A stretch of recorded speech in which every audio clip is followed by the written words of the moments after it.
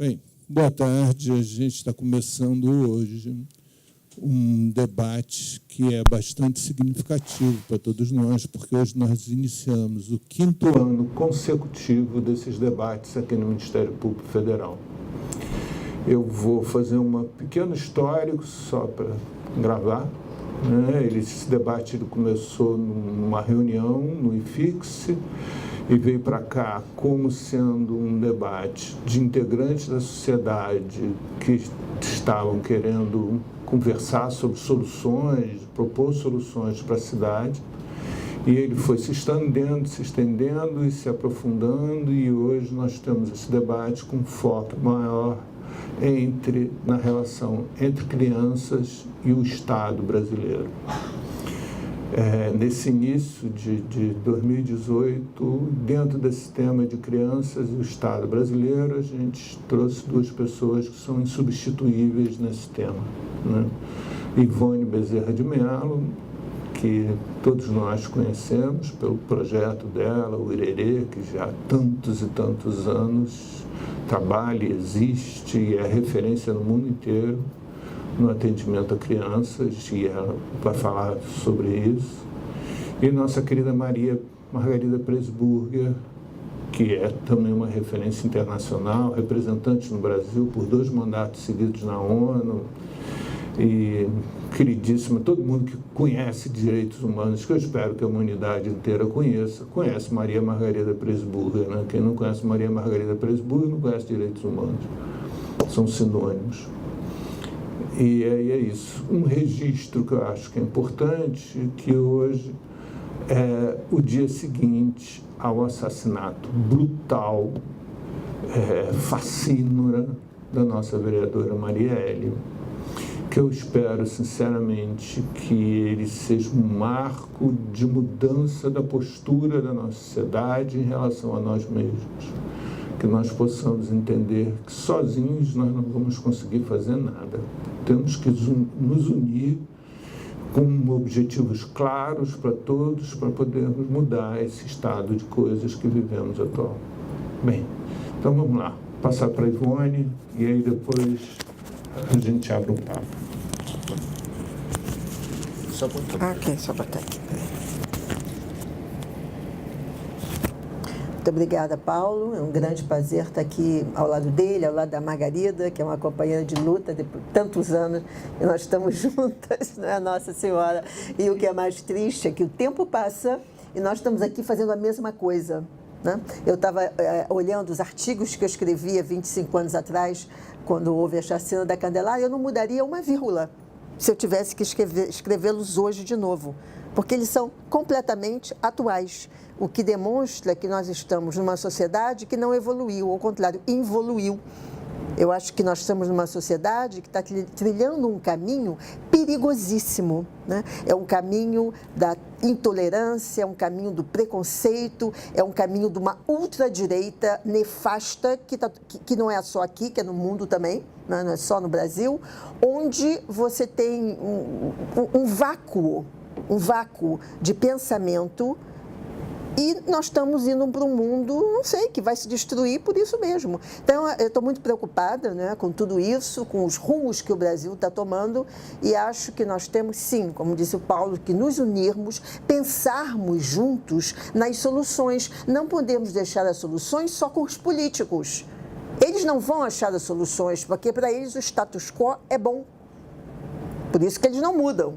Então, mas nós temos o dever, como cidadãos, de nos unirmos e tentar pensar o que fazer com o Brasil daqui para frente.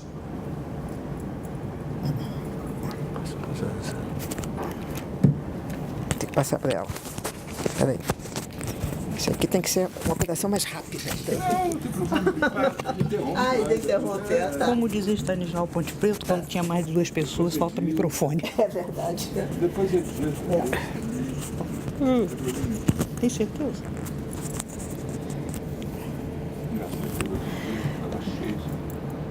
Boa tarde, muito obrigada. Realmente há muitos anos que Ivone, eu e outros tantos estamos enxugando gelo. E ainda por cima somos mal vistos pela sociedade civil. Ou seja, direitos humanos é para defender bandido. Direitos humanos quer defender dignidade humana. Não tem bandido na história. Ninguém é bandido. Nem o bandido é bandido. O bandido também tem a sua dignidade. O apenado que está cumprindo pena na cadeia, ele tem que ter a sua dignidade mantida. Ele está pagando a sua dívida com a sociedade. Não com a sua dignidade, mas com seus anos que serão passados dentro de uma cadeia. E aí se pergunta por onde devemos começar. Quando o Paulo me convidou, eu tinha uma ideia. Anteontem, um telefonema do Paulo tirou o meu chão, a morte de Marielle. Eu tinha estado com ela alguns dias antes, conversamos muito, trocamos muitas figurinhas, e essa menina, porque para mim Marielle era uma menina, era aquilo que a população clama, o novo. Nós queremos coisas novas, nós queremos acabar com essa politicagem. E eu acho que a politicagem está querendo acabar com a população e com os novos, com as novas ideias, e principalmente com quem incomoda, que sempre é direitos humanos. Então, eu acho que... E devo ainda dizer que nós tivemos, Paulo se referiu às Nações Unidas, nós tivemos uma grande perda alguns dias atrás, que foi o nosso representante no Comitê das Crianças, o Wandelino Nogueira. Wandelino Nogueira se foi, Dirce Drache, que também era uma referência na Fundação São Martim de criança em situação de rua. Enfim, alguns lutadores estão deixando o campo, estão sendo chamados para outros campos.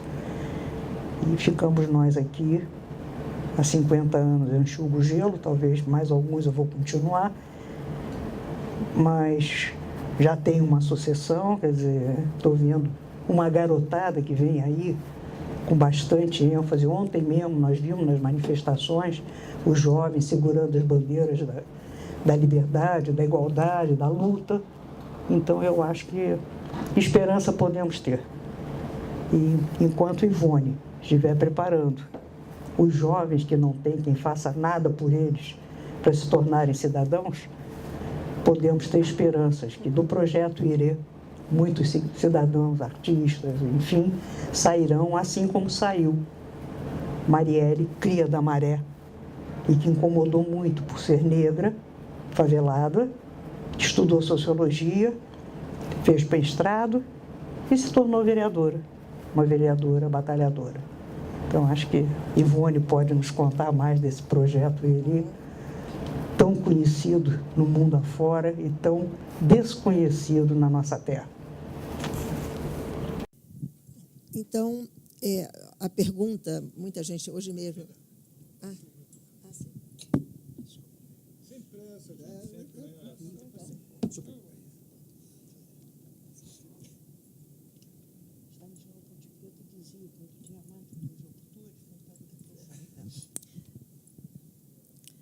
Hoje mesmo, dando uma entrevista para 2 revistas francesas, e você me pergunta, por que você faz isso? Eu disse, olha, eu sou uma cidadã brasileira, consciente do que é ser cidadã brasileira. Enquanto eu for viva, eu vou tentar melhorar essa sociedade. E melhorar essa sociedade significa começar pelas crianças. Ah, mas você tem 8% das crianças na escola. Sim, tem, mas que escola? É uma escola que instrui? É uma escola que ensina?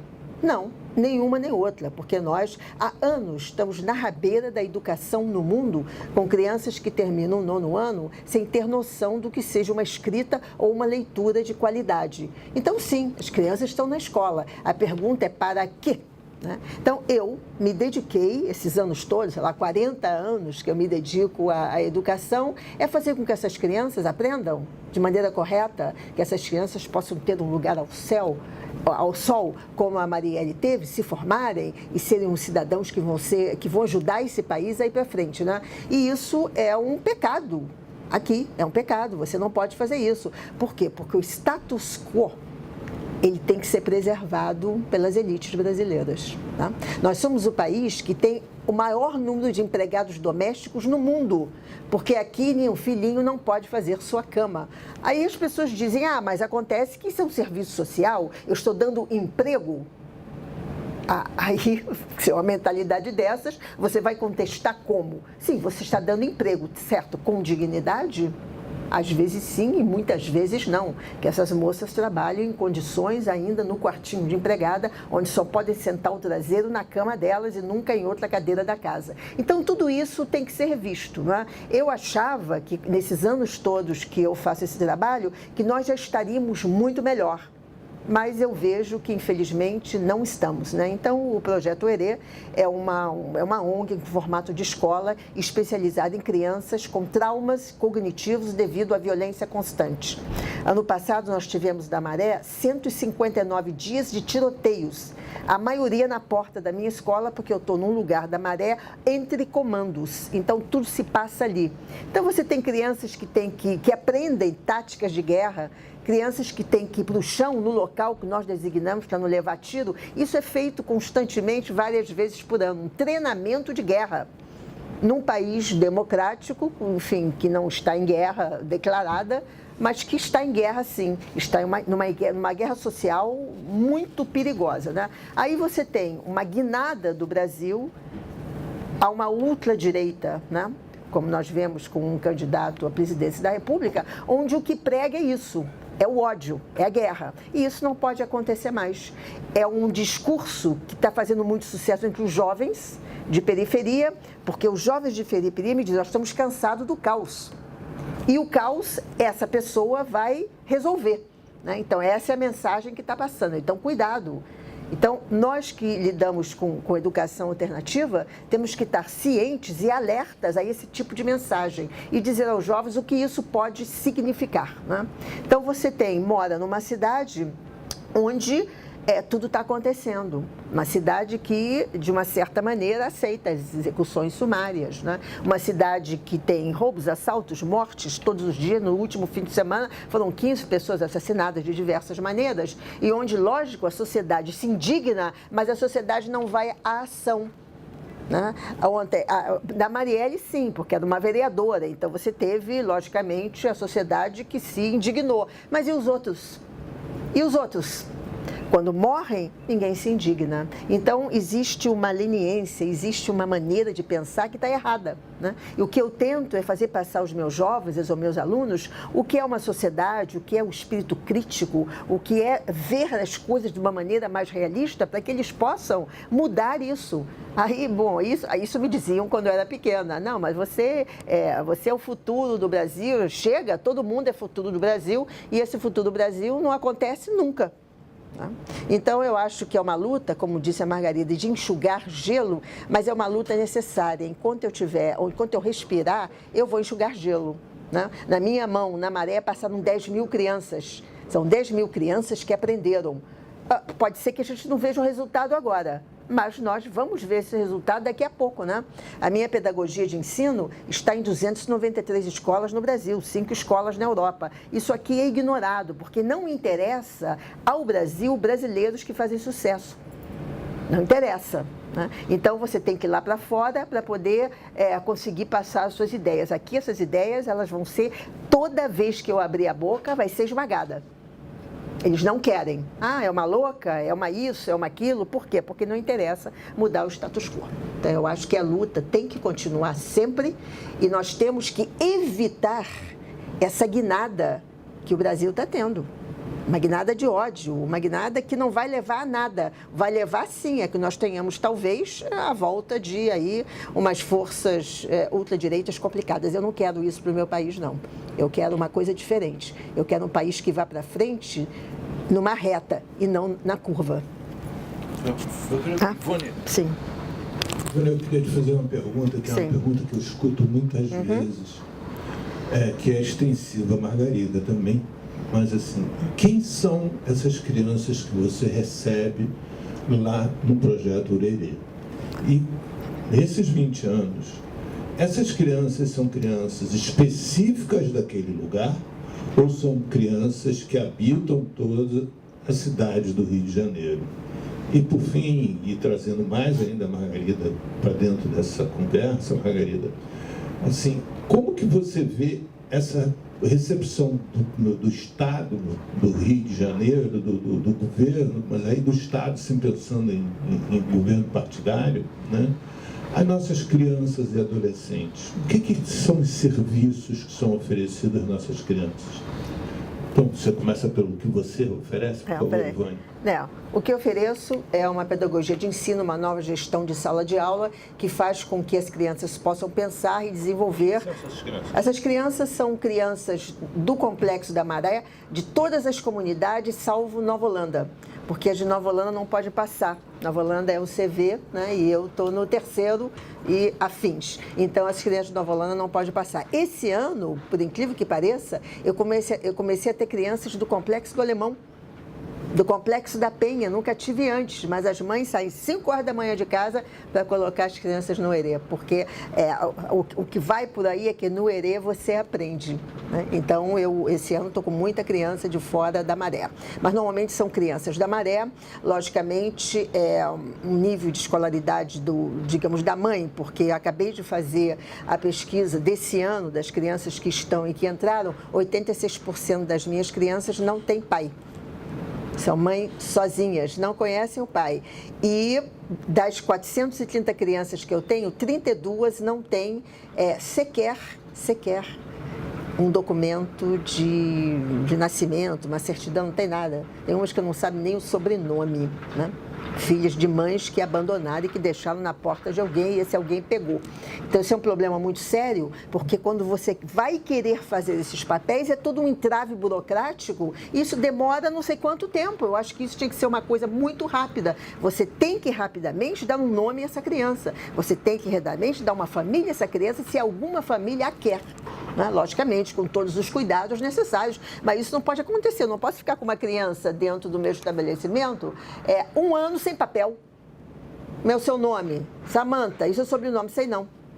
Não conhece nem mãe, não conhece nem pai. Então, é esse tipo de criança que eu atendo, crianças que chegam com todos os tipos de problemas e traumas, de violência doméstica, de violência intelectual também, né? Violência dentro da sociedade, com todos os problemas que impedem um aprendizado adequado. É isso, né? Crianças com 11 anos, esse ano, hoje acabei de receber 3 com 11 anos, 12 anos no 6º ano que não sabem ler e escrever. Quer dizer, passaram 5 anos na escola, numa sala de aula, sem conseguir sequer saber o que é uma vogal. É uma coisa impressionante. Eu queria que vocês fossem lá para ver comigo, vocês não vão acreditar.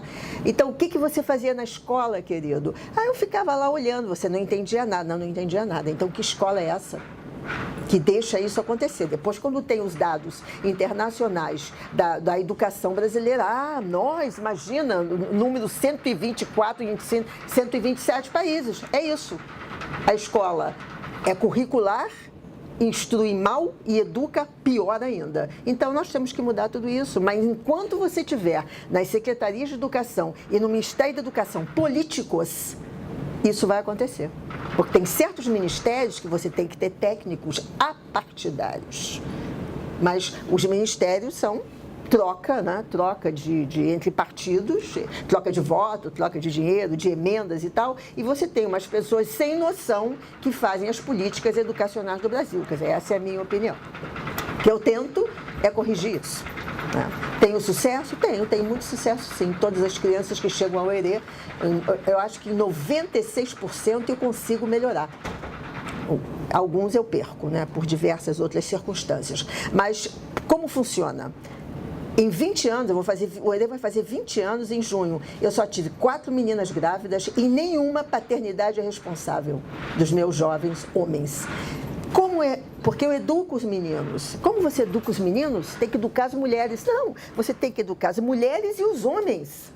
Porque se você educa as mulheres, empodera as mulheres e os homens continuam os machistas e ignorantes, nada vai acontecer. Você tem que educar os homens, você tem que educar as mulheres que vão educar seus filhos homens, para que eles respeitem, para que eles saibam as leis, para que eles saibam tudo, como se trata uma mulher ou como funcionar numa sociedade. Então, eu educo os meninos com muita seriedade e com um resultado muito bom. né? Então, eu acho que é isso que tem que fazer. Mas eu sou muito atacada por educar meninos. Não se pode educar meninos. Por quê? Nós vamos continuar com um país onde todo dia 12 mulheres são assassinadas por meninos, homens, sei lá o quê, que não tem noção do que seja ser um cidadão masculino, né? Eu acho que isso tem que ser muito repensado, sabia? Então, é isso. Eu faço o meu trabalho, né? Da maneira que eu posso, com muito pouca ajuda, com muito pouca gente que acredita, porque menino de favela é bandido, e bandido será até o fim da vida, né? E não adianta você argumentar, porque é isso que acontece. Cada vez que tem um roubo ou um assassinato do menor de idade, eu recebo ameaça de morte. A culpa é sua. Você fica educando esses bandidos na favela para matar a gente. Então, essa incompreensão, que a Margarida vai falar também sobre os direitos humanos, é uma incompreensão que foi criada no Brasil de que todos aqueles que trabalham com esse segmento educam bandidos. Ou que direitos humanos é para proteger bandidos. Isso tem que acabar. Eu não sei quem começou isso, mas isso é uma coisa que vem já há muitas décadas. Não, e se você sair um pouco da nossa militância, que é uma militância mais tranquila, você vai ser assassinada, como foi a vereadora, né? Não, peraí só. Sim. Ivone, conta pra gente um cotidiano do Herê. Como é que é? A criança chega no Herê. A criança chega no Herê. Em todas as salas de aula, eu não sou uma escola reconhecida pelo MEC. Eu tentei, mas não consegui, né? Porque ali é uma coisa partidária, é patota, é muito difícil, né? Você conseguir. Talvez um dia eu consiga, eu não desisto, né? Criança chega no Herê, em todas as salas de aula, elas têm 25 minutos de exercícios orais, eu diria, fazer com que o cérebro funcione a contento, porque o cérebro precisa de 70% de glicose, oxigênio e alguns hormônios, corticol, etc., para poder funcionar e armazenar informação. Porque o que é o não aprender? O não aprender é não memorizar. Toda criança que vive em sociedades violentas, aqui em qualquer lugar no mundo, ela tem a sua memória curta reduzida. E a memória curta, se não for bem trabalhada, ela não vai passar para a memória longa e ser armazenada. Então, o não aprender é não memorizar. O que eu falei? Não lembro. É isso que eu não aprendi. Então, isso eu trabalho muito bem com exercícios orais todos os dias, durante 20 minutos, numa escala de 1 a 6, até eu chegar no 6º momento, onde são exercícios orais de matemática, português, ciências, etc. Depois começam as classes. As classes, elas não são de 50 minutos, elas são de 15 minutos. Vamos dizer que eu estou ensinando ciências. A classe seria 50 minutos dividido em 3 ou 4 tempos de não mais de 15 minutos. Por quê? Porque esse é o tempo que essa criança tem de focar, né? Nós, adultos, só temos 20 minutos de foco total. E aí, o que nós fazemos para poder resgatar o que está na memória longa? Um né, o então, as pausas que nós fazemos, que não é a pausa da vírgula, porque um né é uma pausa mais longa. Aí você tem que ir lá buscar o que você quer falar, né? E isso são 20 minutos nos adultos. Crianças em zonas de risco têm 10, 12, 15. Então, você não adianta dar uma aula de 50 minutos. Não vai acontecer nada dentro do cérebro. Então, você tem períodos curtos, onde você constrói, e nesses 15 minutos, 5 minutos os links, porque o cérebro só aprende se ele estiver calcado em alguma coisa conhecida. Você vai apresentar uma matéria nova, que ninguém daquela sala jamais ouviu falar, ele não vai memorizar convenientemente. Isso é neurociência, já se sabe, etc. e tal. O que eu fiz e o que eu faço é todas as novas descobertas em neurociência, neuroeducação, eu aplico numa sala de aula. Isso é pouquíssimo feito no mundo. Normalmente se faz curso de neurociência, curso de neuroeducação, mas não se aplica no dia a dia da criança. Quando você consegue aplicar corretamente, você tem um resultado fantástico. Porque em 3 meses essa criança, não só aquela que não sabe ler, vai aprender a ler, como ela vai começar a ficar mais esperta no entendimento. Então, é basicamente isso que eu faço. Sim, mas assim, isso você falou pelo aspecto do que seria desenvolver a memória deles. Mas enquanto o aprendizado, da cidadania, mas isso, social, em todas as salas nós temos aulas de cidadania, Constituição. Toda sexta-feira eu tenho pessoas de diversas carreiras que vão falar para os jovens, né? As crianças sabem Constituição, sabem o que são leis, elas sabem tudo é apresentado a elas. convivência, sociedade, sociologia, filosofia, tudo. Filosofia, as crianças no ERE aprendem com 13 anos de idade, começam a aprender com 13 anos de idade. Você aqui deixa para aprender no ensino médio e agora não mais. Então, como você vai discutir o que nós somos, como nós pensamos, etc. Então, eu tenho, numa escola de 430 crianças, não tem bullying, não tem violência, e todo mundo é nos conformes todos que devem ser, entendeu? Por quê? Porque as crianças são livres de dialogar, falar o que quiserem, elas vão sempre encontrar alguém que debata de uma maneira correta, né? Então, eu acho que isso é uma escola. É uma escola onde você faz as crianças pensarem, né? Eu tenho História da África, que não tem em escola nenhuma nesse país que eu conheça, onde as crianças, desde os 6 anos, têm um programa de História da África. E por que não tem nas escolas? Porque existe muita gente contra que as crianças sejam afro-brasileiras. Gente, isso é uma coisa que está acontecendo nos últimos 5 anos que é impressionante. Você eu não sei se negra ou preta, porque eu já não sei como é que é o correto. Vamos dizer que seja negra. Bom, você é negra. Não, eu não sou, não. Eu sou parda. Eu digo, mas você tem uma origem negra. Ninguém sabe de nada. Você vê nos livros de história, tem uma página sobre a escravidão. Mas elas não sabem nada mais do que a escravidão. Então, essa dignidade não é dada às crianças. É uma lei federal. Mas quem as cumpre? Eu não conheço. Mas no ERE a gente cumpre. Toda semana tem aula de História da África, nos níveis que têm que ser dados. Então as crianças conhecem a sua história, né? Por exemplo, o nome Uerê, no começo eu tive muita dificuldade, porque Erê é criança em Yorubá. Ah, mas não pode, porque o ERE é uma escola de macumba. Aí eu chamo aqueles que são contra e digo, ok, tudo bem, você vai me dar 900 refeições por dia, você vai fazer exercício, então me deixa em paz. As crianças não podem jogar por capoeira, no ERE elas jogam. Olha, é uma coisa muito complicada o que está acontecendo hoje. Nós somos cerceados de diversas maneiras a dar uma educação de qualidade. Não é possível. Então, nós temos que lutar contra isso. Eu luto contra isso. Eu não deixo que isso aconteça. Então, nós temos que ensinar absolutamente tudo. E não é o que acontece. Ah, você não pode dizer isso porque isso não é isso, você não pode dizer aquilo porque não é aquilo. Não, as crianças têm que aprender a sua história, né? Eu tenho, no ERE, em 430 crianças, eu tenho talvez 80% afrodescendentes, que não tem noção do que isso possa dizer, né? Eu me lembro que eu tive um jogador de futebol americano negro que chegou no ERE e todas as crianças de cabelo alisado. Ele falou, por que você alisa o cabelo? Ah, porque é bonito. Mas por que é bonito? Isso está melhorando, você já vê muita gente com cabelo afro, mas ainda existe aquela noção que o cabelo liso que é bonito, entendeu? Ele ficou chocado com isso. Então, é isso que eu faço. Eu tento dar a essas crianças um conhecimento global. Elas não saem do gueto, mas eu trago o mundo para dentro. E aí nós vamos discutir como é esse mundo hoje, tá?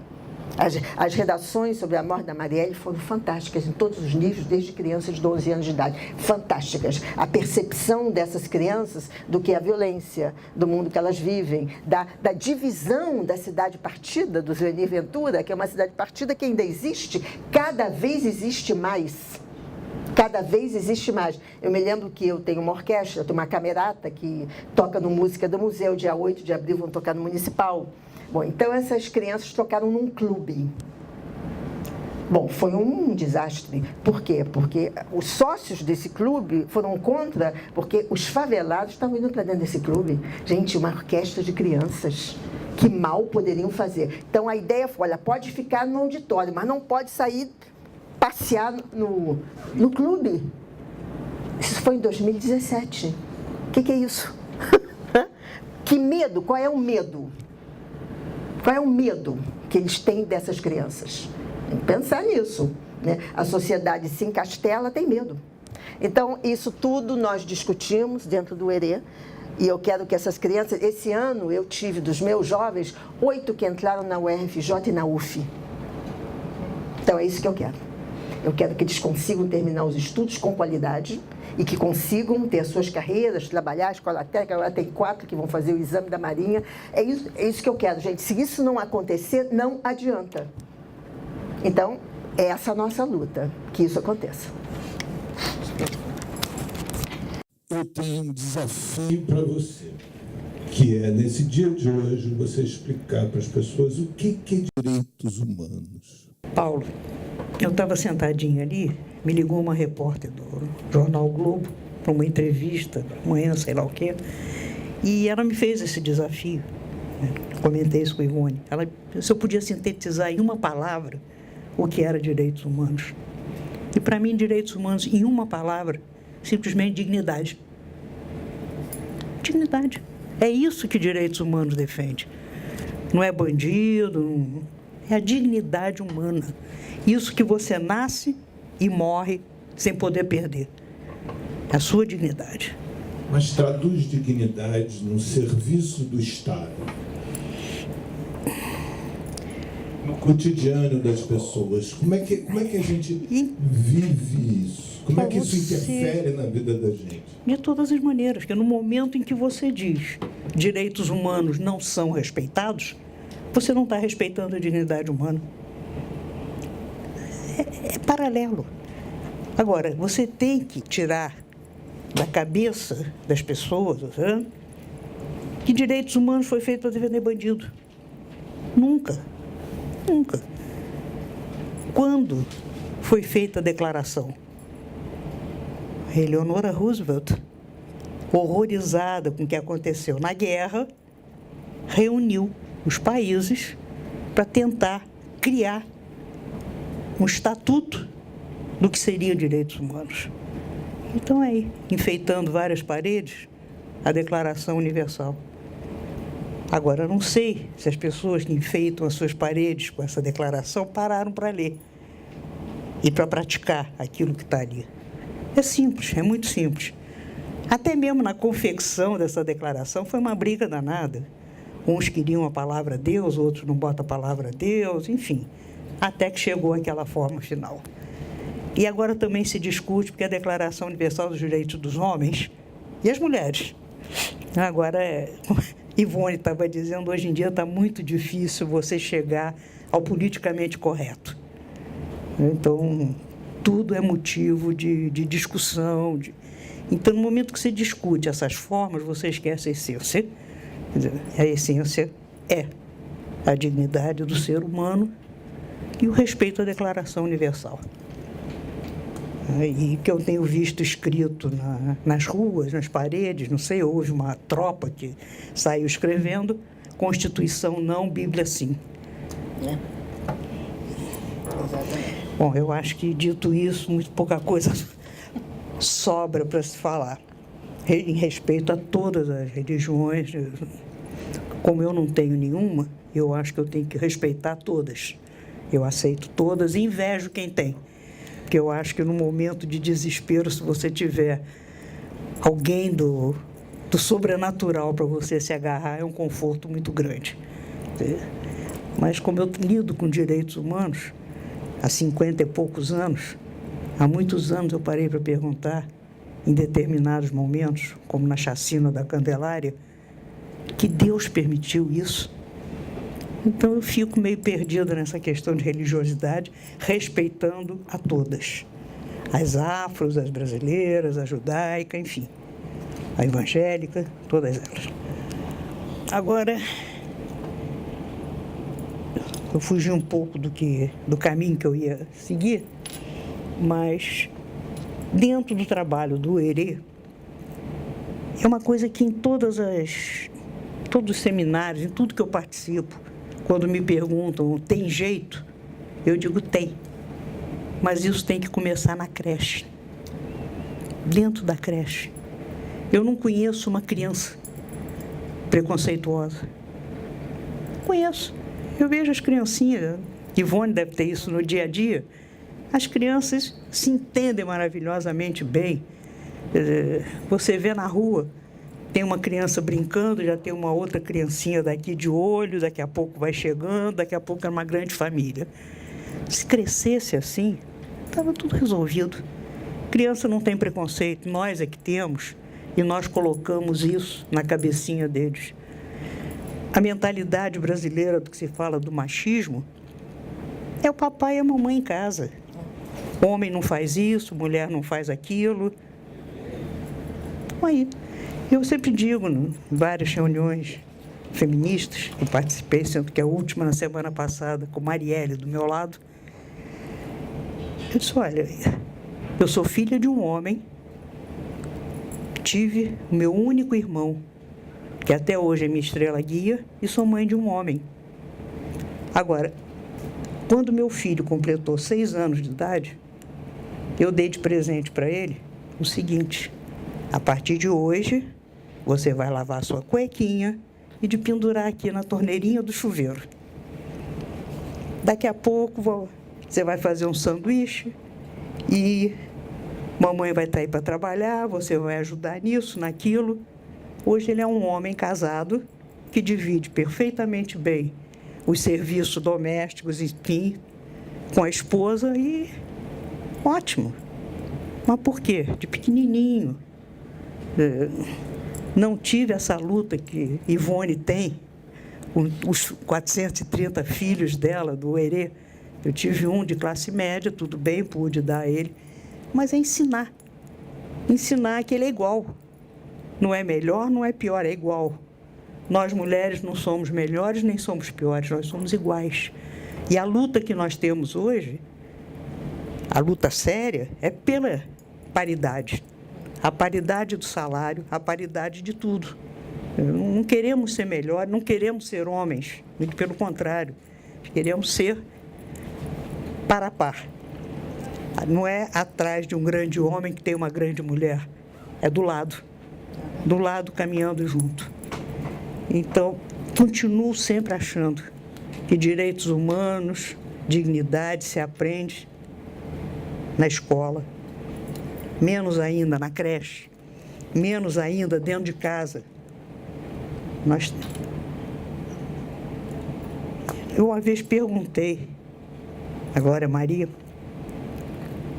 recebi um prêmio do município, e ela disse o nome do prêmio era Rio Sem Preconceito. Ah, recebi também. Também recebi. E eu disse, olha, o meu sonho é que um dia as suas filhas tenham seus filhos e netos, o meu filho também, e que eles venham perguntar o que é preconceito, que vocês tanto falavam no passado e que nós não sabemos mais o que é. Esse é o meu sonho, que os preconceitos se terminem. Agora, enquanto disserem que menino em situação de rua eu tenho que levar para minha casa, porque não é obrigação do Estado tomar conta, porque ele está dormindo na calçada de um IPTU que eu pago muito caro e eu não quero ele lá enfeiando, é um pouco difícil.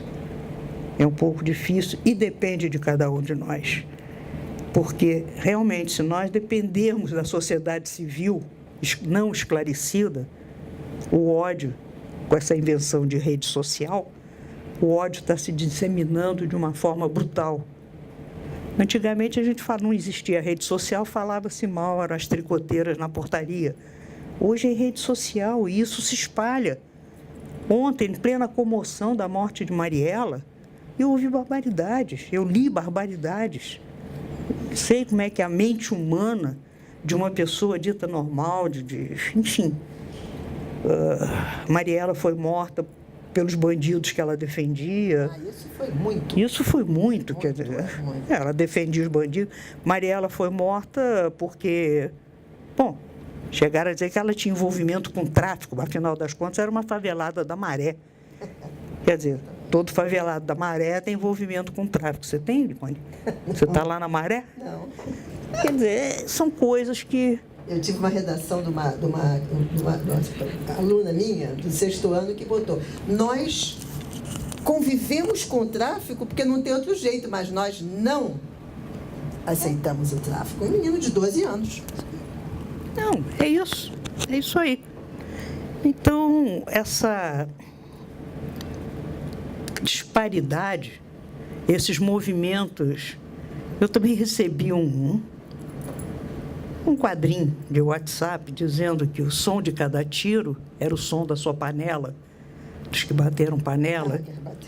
Panela. Então, é uma uma disseminação de ódio generalizada.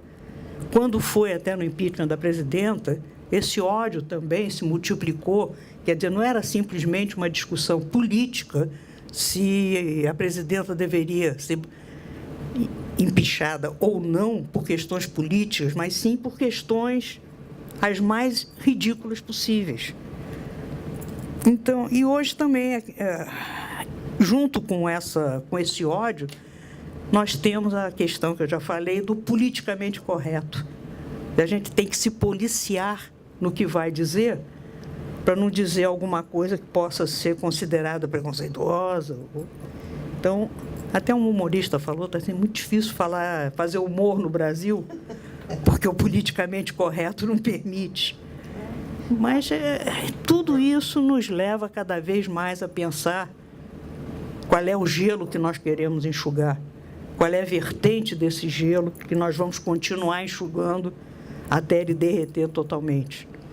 Mas eu acho que o caminho, a Ivone conhece melhor, que é o caminho da educação. Eu não queria perder a oportunidade de estar com vocês duas aqui. Queria retomar a criança e o adolescente. E aí queria pensar assim, há 10 anos atrás era 2008, quais eram as perspectivas suas, Margarida, as perspectivas suas, Ivone, e como que vocês veem, o que vocês ambicionavam em 2008, tanto em termos pessoais para vocês, nunca foi pessoal, né? É sempre pessoal envolvendo o outro, mas assim, mais perto de vocês. E como que isso aconteceu? Como que aconteceu? Qual é a diferença no projeto Uerê, de 10 anos atrás, a pessoa que era recebida lá, as crianças que eram recebidas, quais são as crianças que são recebidas hoje? Qual era aquela comunidade que ela estava inserida há 10 anos atrás, qual é a comunidade que ela está inserida hoje?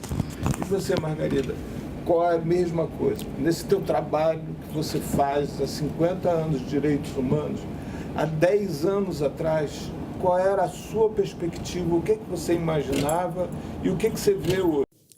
Vamos lá. Bom, de 2008 para cá, a minha ansiedade em 2008 é exatamente a mesma que eu tenho hoje, porque não mudou nada. As crianças que eu recebi em 2008, eu diria que eram um pouco melhores do que eu recebo hoje. Hoje eu estou voltando aos patamares de 1998, quando eu criei o Uerê.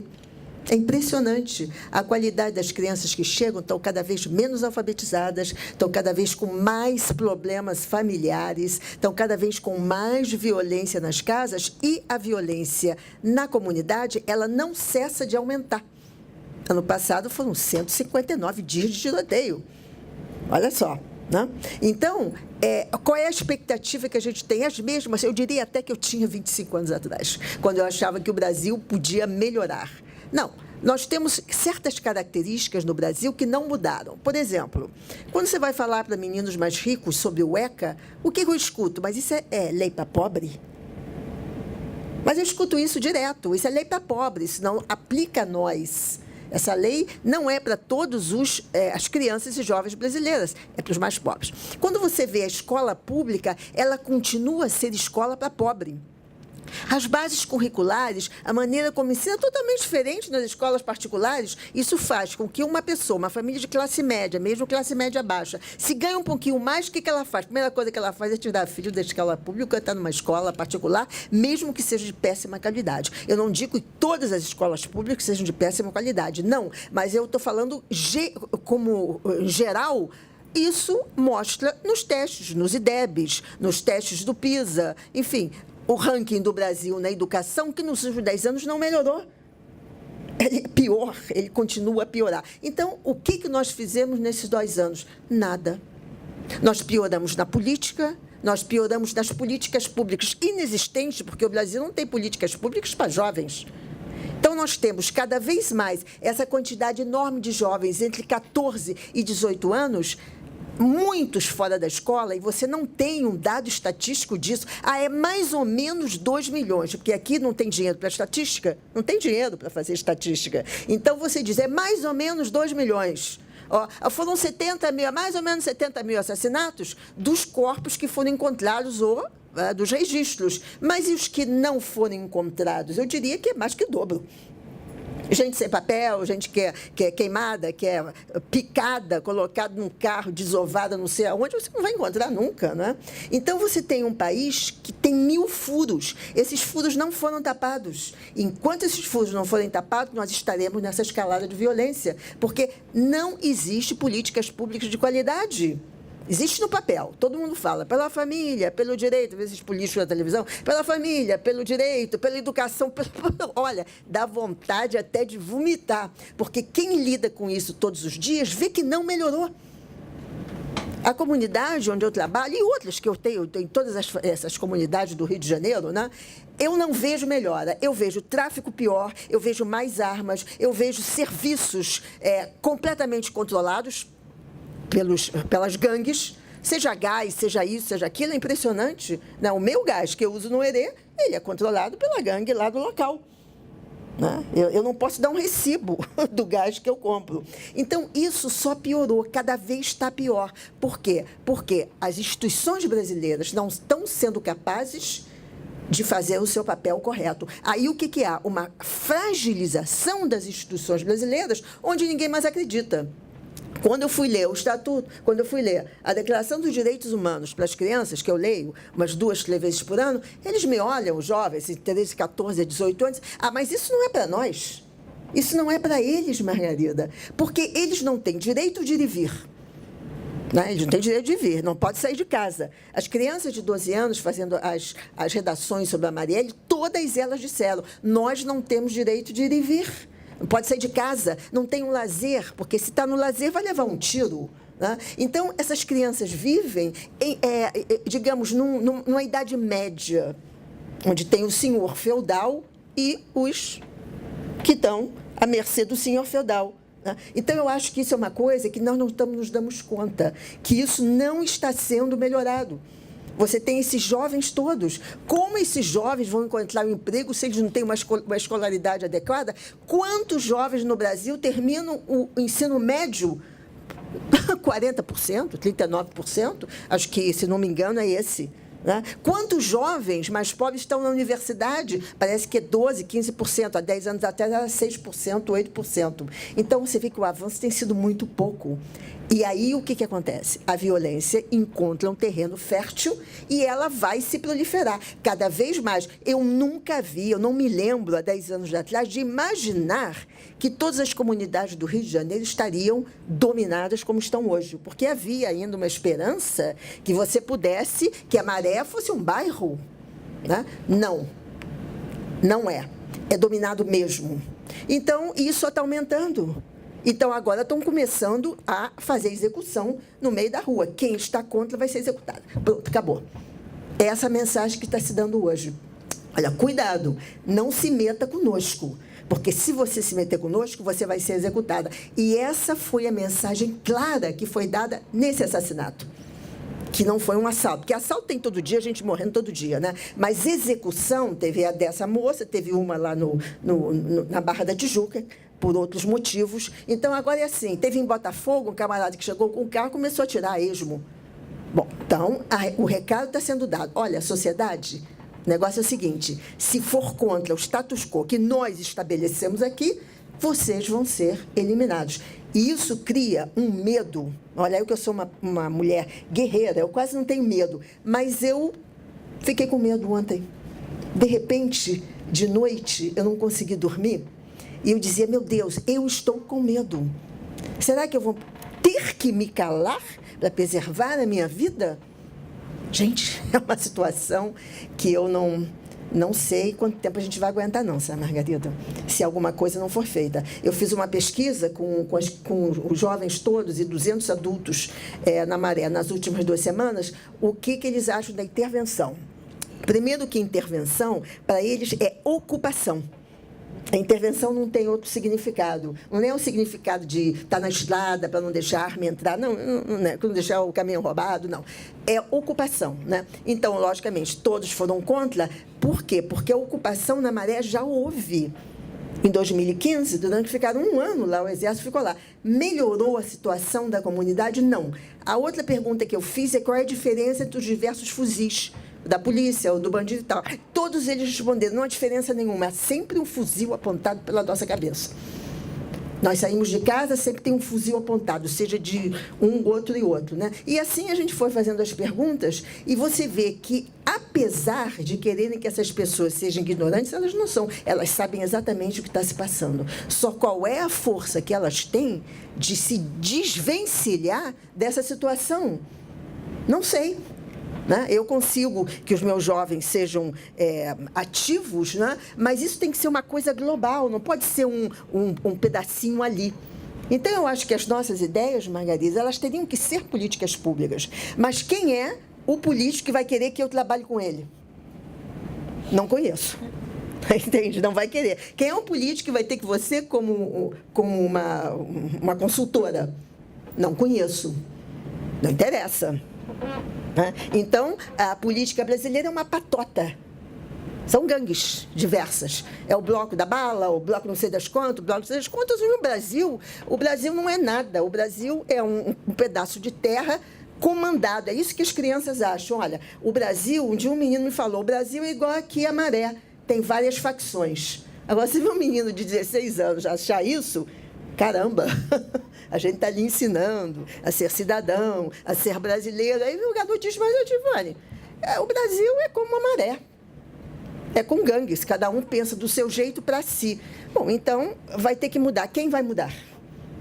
Não sei, vai ter que morrer gente. Não sei.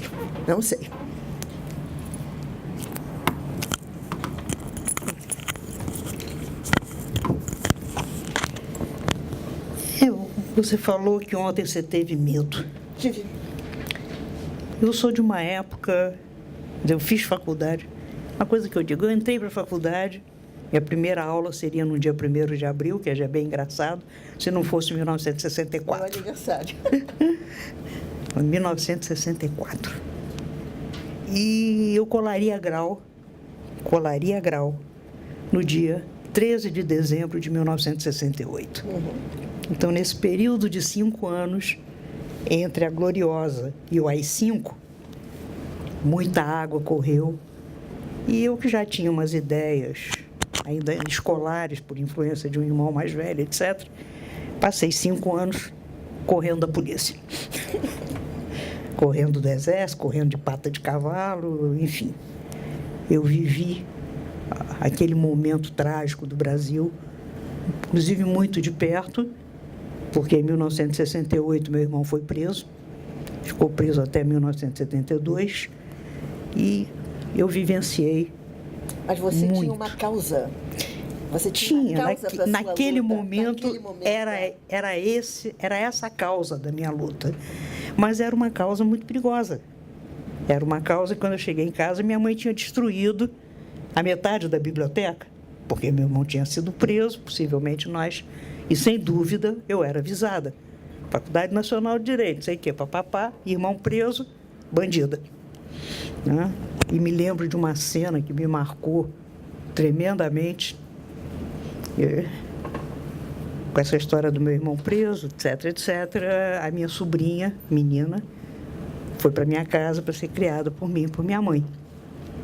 E eu coloquei-a num colégio. E um dia resolvi visitá-la na hora do recreio, levar uma merendinha diferente, uma balinha. Eu encontrei ela num canto. A Adriana, que você conheceu. Lá num cantinho, no recreio, as crianças brincando. Eu digo, minha filha, vai brincar, por quê? Ela sempre foi meio bronquinha. Eu digo, brigou com alguém, não posso. Mas por que você não pode? Meu irmão está preso. Meu pai está preso. Senhora diretora, na sala de aula a carteira dela era separada das outras, porque o pai dela era subversivo. Então eu fui engolindo essas lógicas, tirei imediatamente do colégio, ela foi para São Vicente, que sempre foi um colégio mais esclarecido. Enfim, então chegou a 85, 86, 87, houve a tal da anistia compartilhada, mas as coisas se acalmaram E direitos humanos também foi tomando outros rumos, outras violências, outras situações. Mas o sonho de 1964 até hoje é o mesmo. É o mesmo do sem preconceito, é o mesmo da liberdade de ideias, é o mesmo de ver as crianças das comunidades de onde forem crescendo saudáveis. Não é nem dizer crescendo felizes, porque nem sempre são todas, mas saudáveis. A nossa Constituição garante alimentação, saúde, educação. É o mínimo. É o mínimo. Exatamente há 10 anos atrás, se não 11, o governador do estado resolveu criar o PP. Eu tenho recorte de jornais de declarações minhas dizendo que aqui não ia funcionar. E realmente não funcionou. Não tinha como. Quer dizer, ou a polícia militar, que tomava conta da UPP, se juntasse ao tráfico, ou não funcionaria porque eles morreriam. O tráfico hoje é muito, e a milícia é muito mais bem armada que a nossa polícia do que o nosso exército. Haja visto que a vereadora ontem foi executada com uma arma da Polícia Federal. Uma arma e munição da Polícia Federal de 2006, ou seja, de 12 anos atrás, nem tão moderninha assim era. Se tivessem impedido do tráfico, teriam coisa mais moderna. É verdade, muito mais. Pô. Então, você me perguntar o que vai acontecer amanhã ou depois, que o Ivone falou, está tudo dominado. O tráfico é poderoso. O tráfico é poderoso não é só aqui, não. Quem assistiu aquele seriado Narcos, a história de Pablo Escobar, sabe que é uma coisa irreversível. A Colômbia teve que fazer pacto de paz com as Farc, porque as Farc estavam levando vantagem. E nós estamos numa situação bem parecida. A questão das facções, eu sempre gosto de exemplificar com casos que eu conheço. A minha manicure do salão que eu frequento perto da minha casa, nos finais de semana, ela atende a domicílio ali na vizinhança. E a irmã dela também, mas ela não pode ir 2 quarteirões depois de onde ela mora, porque a outra facção ela não pode entrar. Então, para visitar e para as 2 irmãs poderem se encontrar, elas marcam encontro em outro bairro, no centro da cidade, enfim, algum outro lugar, porque elas não podem se visitar, porque não podem cruzar aquela linha. A linha imaginou, nossa. A linha imaginou. Exatamente. Então, e isso está crescendo. Está crescendo. Houve a intervenção, o Exército está aí, e eles não estão dando a mínima. Estão dando a mínima. O que aconteceu com Marielle é exatamente isso que Ivone falou. Olha, presta atenção, hein? Presta atenção que isso aí foi um aviso. Abaixa sua bola. Eu soube da notícia de Marielle pelo Paulo. Até porque eu deixei de assistir a televisão aberta e, de vez em quando, para espairecer, eu assisto um seriado qualquer, numa outra. E o Paulo me ligou, cheio de dedos, perguntando se eu sabia o que tinha acontecido com Marielle. Não, ela foi assassinada. Eu perdi o